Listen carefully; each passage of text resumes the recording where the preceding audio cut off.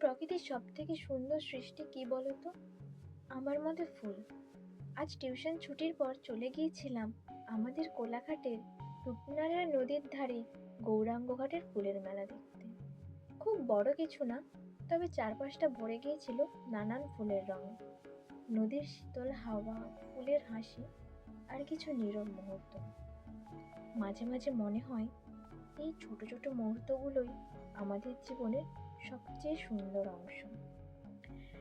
তারই মাঝে দেখা হয়ে গেল এই ছোট্ট প্রাণটির সঙ্গে। কি মিষ্টি, তাই না? এখন তো সব সময় কোথাও না কোথাও তারা লেগেই থাকে।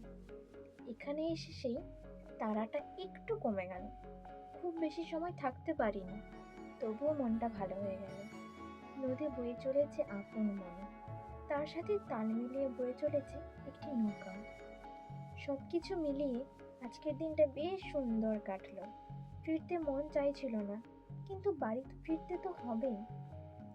তাই যতটুকু সময় কাটালাম আমার স্মৃতির পাতায় তার সুন্দর গল্প হয়ে থেকে গেল আজীবনের জন্য।